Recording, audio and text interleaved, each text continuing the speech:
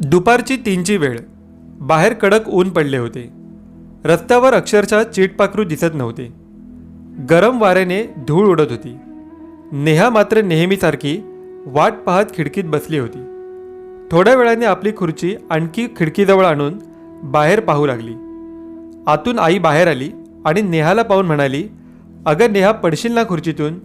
इतकी कसली गडबड झालेली असते ग तुला? बघ नाही, 3 वाजून गेले तरी मोहन मामाचा पत्ता नाहीये."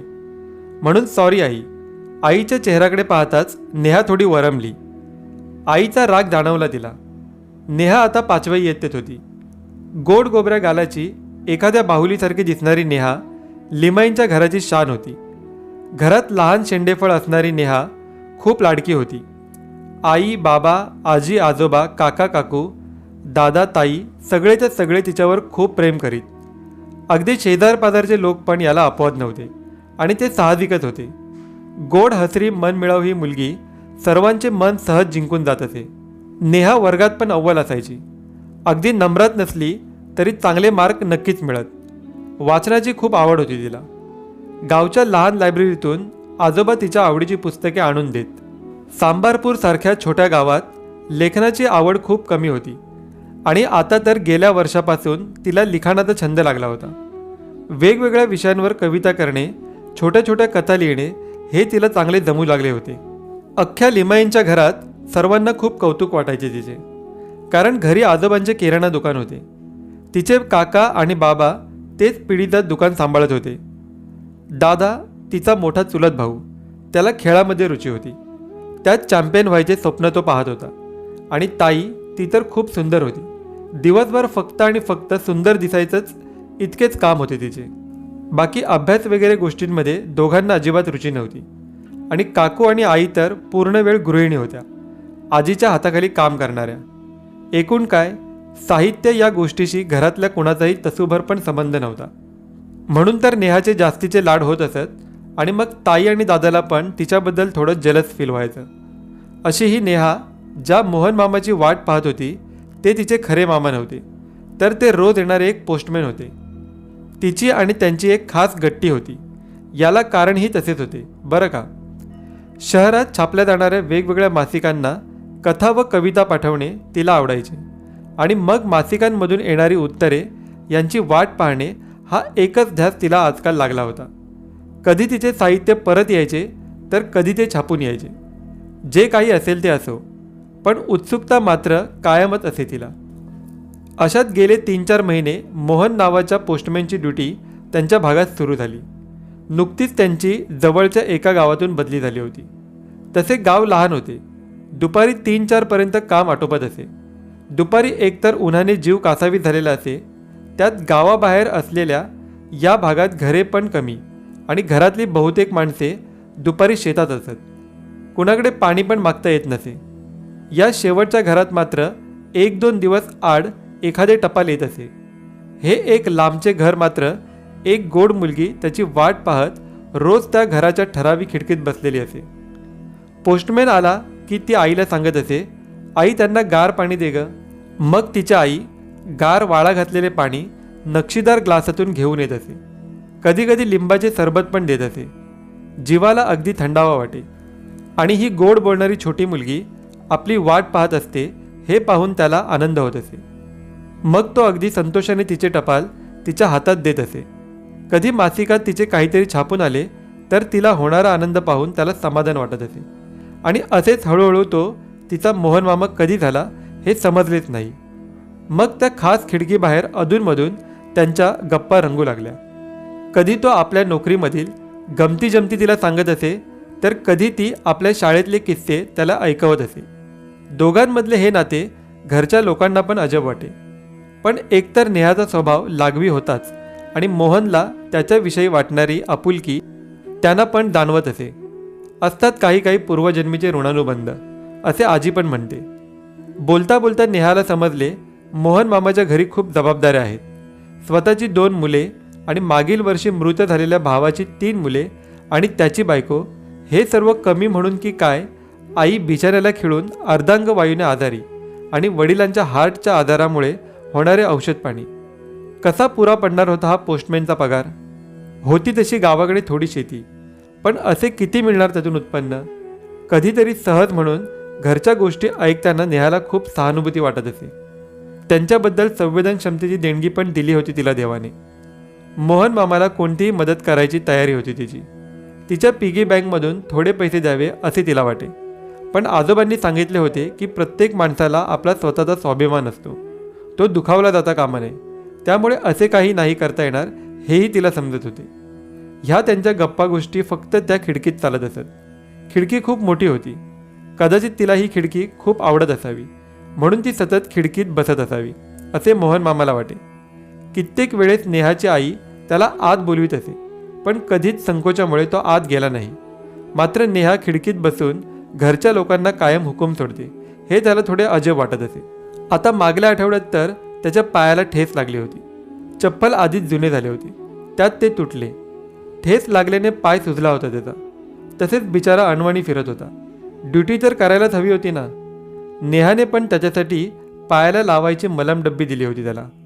तिच्या आजोबांना आयुर्वेदिक औषधांची माहिती होती, म्हणून त्यांनीच सुचवले हे मलम. जखम पण लवकर भरून येईल म्हटले होते ते. थोडी अंगात कणकण वाटत होती. तो एकटाच या गावी राहत असल्याने त्याची काळजी कोण घेणार?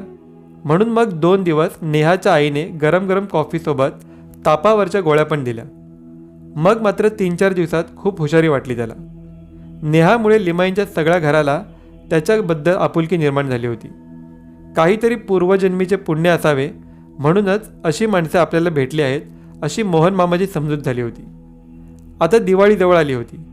मोहन मामाला दिवाळीत पण सुट्टी मिळणार नव्हती, कारण स्टाफ कमी असल्याने बदली काम करणारे कोणीच मिळत नव्हते. तसा मागील आठवड्यात तो घरी जाऊन घरच्या लोकांना दिवाळी खरेदीसाठी पैसे देऊन आला होता. मुले लहान होती त्याची, त्यांना दिवाळीचा आनंद मिळायला हवा होता. मात्र या जाण्या येण्यातच जवळचे पैसे पार संपून गेले होते. यावेळी आपली काय दिवाळी होणार हा विचार त्याच्या मनात होताच. त्यात हा आठवडा सगळा दुखण्यात गेला, त्यामुळे मन थोडे नाराज होते. विचार करता करता त्या दुपारी तो नेहाच्या घरापाशी कधी पोचला त्याला समजलेच नाही. आणि खिडकीत नेहमीचा प्रफुल्लित चेहरा त्याला दिसला. मामा किती उशीर, मी केव्हापासून वाट पाहते तुमची, नेहा लटक्या रागाने बोलली मामांना. काय करणार पोरी, खरेच खूप उशीर झाला ग, पण तुझं टपाल पाहून माझ्यावरचा राग पळून जाईल.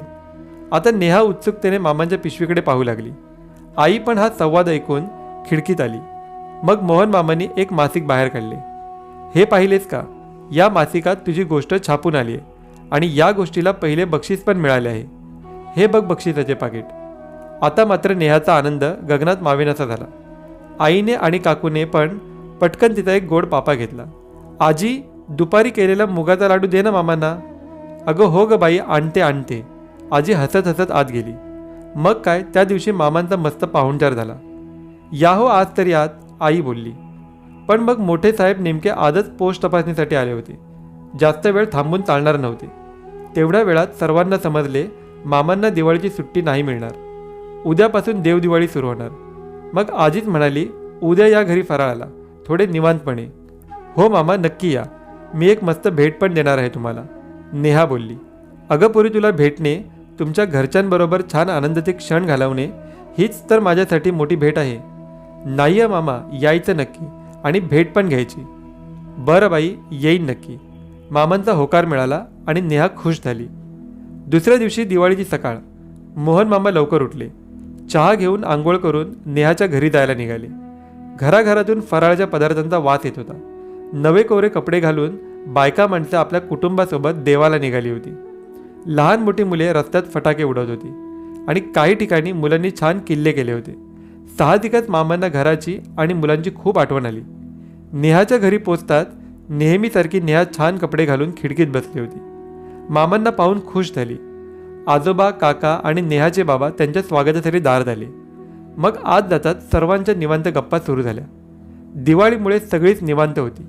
यथावकाश घरातून ताजे चविष्ट फराळाचे पदार्थ बाहेर आले. मामांनी पण अगदी खुशीने त्यांचा आस्वाद घेतला. सोबत गरम गरम चहा पण झाला.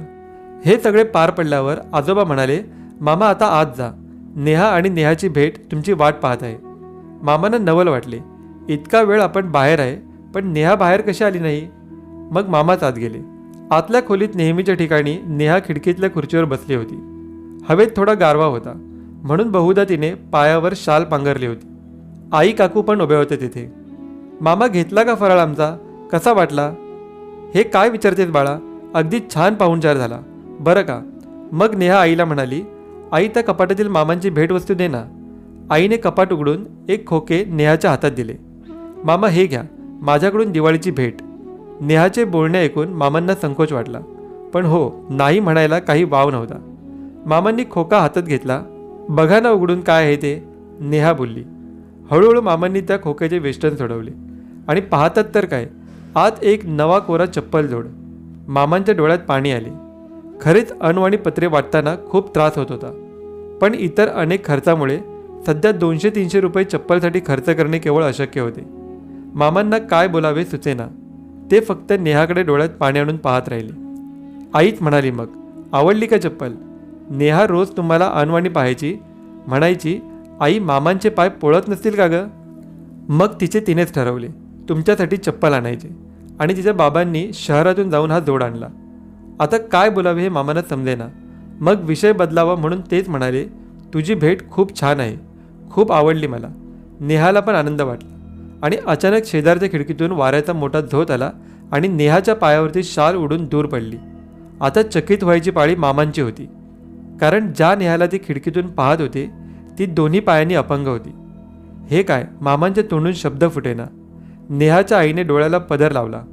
हो, तुम्ही नेहमी तिला बाहेरून पाहत होता, त्यामुळे तुम्हाला ही गोष्ट नाही समजली कधी. ती जन्मापासून अपंग आहे, त्यामुळे बाहेर कुठे फारशी पडत नाही. आमच्या गाडीतून शाळेत जाणे आणि येणे, वाचन, लिखाण आणि दुपारच्या वेळी तुमची वाट पाहणे हेच तिचे आयुष्य आहे. तुम्ही या गावात नवीन असल्यामुळे तुम्हाला ही गोष्ट ठाऊक नाही आहे. मग मामांच्या मनात आले, आपण हिला लोकांना हुकूम सोडताना पाहत होतो, त्यामुळे आपल्याला ती लाडवलेली वाटत होती. पण खरी गोष्ट अशी होती, स्वतःचे पाय नसताना पण दुसऱ्याच्या पायाची वेदना समजून घेणारी एक लहान मुलगी नेहा खरोखरच अजब होती. मामांचे मन सुन्न होऊन गेले, पण नेहाच्या तोंडावर मात्र तेच परिचित हसू होते. मामा ते चप्पल जाताना घाला. हो ग पोरी, तुझ्या समोरच घालतो. आणि मग बाहेर पडताना ते नवीन चप्पल मामांनी पायात चढवले आणि हसऱ्या नेहाचा आनंदाने निरोप घेतला. घरातून बाहेर पडताच मागे पाहून त्यांनी भरलेल्या मनाने बिन पायाच्या नेहाला हात केला आणि मनातल्या मनात सलाम पण. यावेळी जाता जाता मात्र मामांचे डोळे पाणावले होते.